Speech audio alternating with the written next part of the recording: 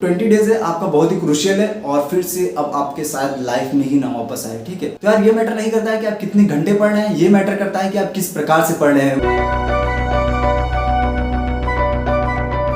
हाय everyone, welcome और welcome back to my channel. तो आज की वीडियो में हम लोग बात करने वाले हैं आपके 20 डेज स्ट्रेटेजी के बारे में। ठीक है, तो यार बेसिकली अगर हम लोग देखें तो कुछ लोग का पेपर, मैं जितने बच्चों से इंटरेक्ट किया हूँ ऑफलाइन और ऑनलाइन, तो मैं देख रहा हूँ कि कुछ बच्चों का पेपर बहुत ही अच्छा गया है। ठीक है, और वहीं पे कुछ बच्चे ऐसे हैं जिनका पेपर बिल्कुल भी अच्छा नहीं गया है। ठीक है, वो शायद 50 to 60 और 70 मार्क्स पा रहे हैं। अब इस मार्क्स में आप क्या ही उम्मीद कर सकते हैं अपने आप से। इस वाले जो रेंज वाले मार्क्स है उसमें बहुत ज़्यादा आपकी नहीं हो सकता है कि कट ऑफ क्लियर हो जाए अगर आपकी कोई कैटेगरी है। ठीक है, बेसिकली जनरल कैटेगरी के अलावा, नहीं तो उसमें भी आपका कट ऑफ क्लियर होना बहुत मुश्किल हो जाएगा।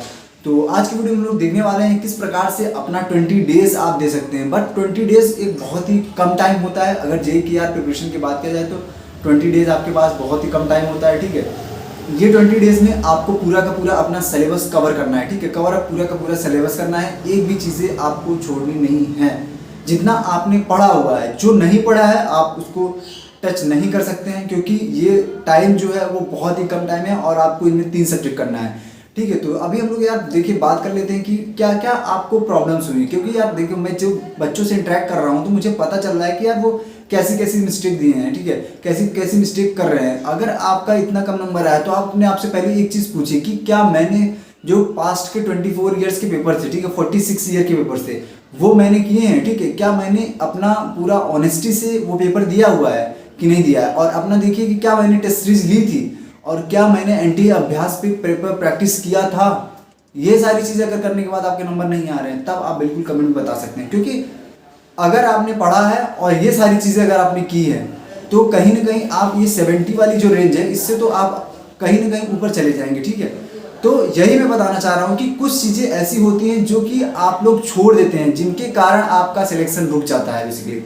क्योंकि मैं बहुत ढेर सारे स्टूडेंट से इंटरेक्ट कर रहा हूँ जो कि ऑफलाइन भी मेरे यहाँ आते हैं, बाकी यार ऑनलाइन भी मैं इंस्टाग्राम और टेलीग्राम, ठीक है, वो सारी चीज़ें यूट्यूब के ज़रिए मैं काफ़ी ज़्यादा बच्चों से इंटरेक्ट हुआ और मुझे ये जो थोड़ी थोड़ी चीज़ें सिली सिली मिस्टेक्स पता चल रही हैं कि भैया मेरे जो है मैंने ये क्वेश्चन इस तरह से पढ़ लिया, यहाँ पे हमको वैल्यूज़ नहीं पता चली, ये सिली मिस्टेक हो गई। इस प्रकार से आप लोग सारे मिस्टेक, और ये मिस्टेक बेसिकली होती क्यों है, बेसिकली जो भी आपके एग्जाम में मिस्टेक्स हो रही हैं ये क्यों हो रही हैं, इसका कोई आंसर नहीं है। एक आंसर है इसका बस कि आप जो है एग्जाम की प्रैक्टिस करके नहीं जा रहे हैं, आप मॉक टेस्ट नहीं दिए हुए हैं, इसकी वजह से आपका नंबर नहीं आ रहा है बेसिकली। तो इस बात के लिए आपको क्या करना है, अब जो हुआ जस्ट फॉरगेट इट। ठीक है, आप लोग को उसको बिल्कुल भी नहीं याद करना है। ठीक है, जैसा पेपर हुआ, अगर जिसका अच्छा हुआ है वेल एंड गुड, बाकी जिसका खराब हुआ है कोई दिक्कत नहीं है। हम लोग फिर से 20 डेज मेहनत करेंगे और इस 20 डेज में अपना बेस्ट आउटपुट देंगे। ठीक है, तो आपको कुछ चीज़ें मैं 5 से 6 चीज़ें बताऊंगा जिसको आपको करना ही करना है और उन्हें आप फॉलो करेंगे तो आपका डेफिनेटली मार्क्स इंक्रीज होने वाला है। ठीक है, तो चलिए स्टार्ट करते हैं इस वीडियो को।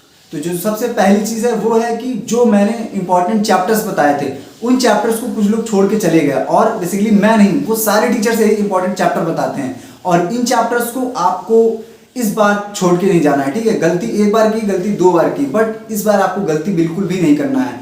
वो जो इंपॉर्टेंट चैप्टर्स थे उस चैप्टर को आपको बिल्कुल करके ही जाना है। अगर आप करके नहीं जा रहे हैं तो फिर से आप वही गलती करेंगे।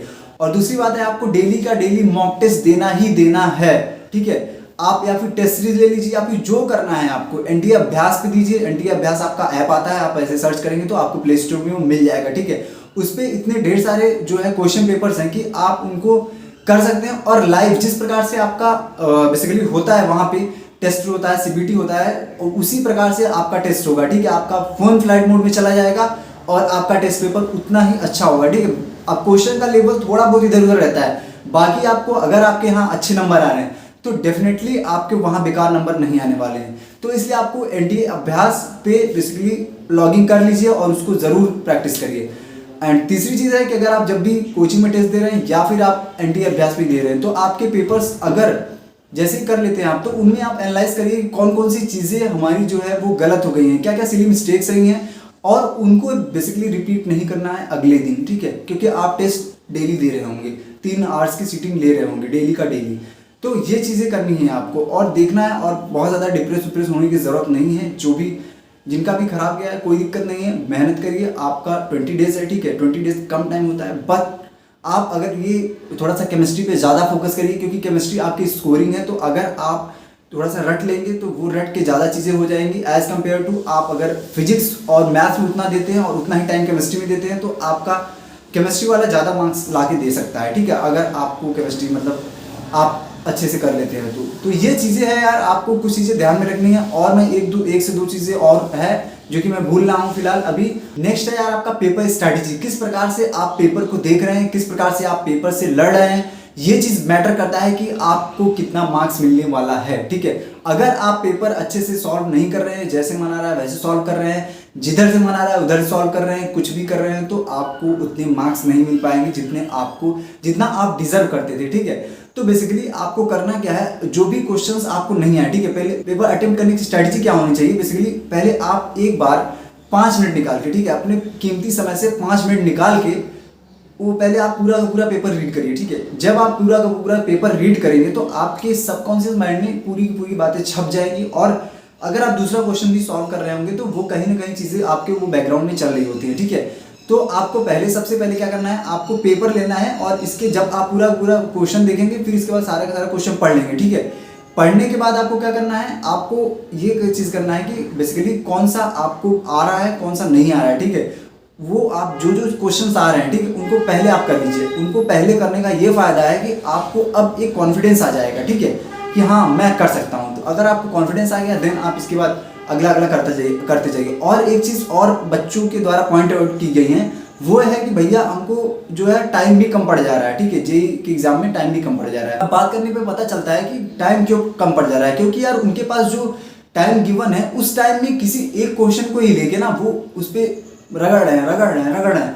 तो आपको क्या हो रहा है कि वो आपका क्वेश्चन 15 से 20 मिनट एक क्वेश्चन आपका टाइम ले रहा है। अगर इतना ज़्यादा टाइम ले रहा है तो आप फिर आपके पास टाइम बचा ही कहाँ आगे का क्वेश्चन करने का।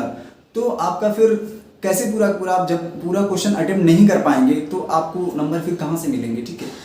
तो ये चीज़ है, आपको डेली करना है, ठीक है, डेली कंसिस्टेंट रहना है। नोट्स आप जितने भी आप करे हैं, ठीक है, आपका जो भी आपने नोट्स बनाए हैं, ठीक है, जहाँ से भी आपने पढ़े हैं उन नोट्स को खोलिए और देखिए कि मतलब गलतियाँ कहाँ हो रही हैं। और अगर गलतियाँ जहाँ भी हो रही हैं, अगर आप जो चीज़ नहीं समझ में आ रही है उसको जस्ट एक शॉर्ट वीडियो देखिए, पूरा वीडियो देखने मत बैठ जाइए।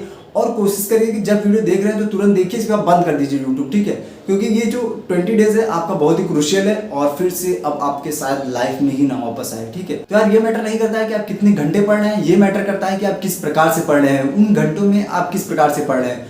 उसी 4 घंटे में कोई बच्चा बहुत ज़्यादा उसी 4 घंटे को यूटिलाइज कर लेता है और कोई बच्चा नहीं कर पाता है।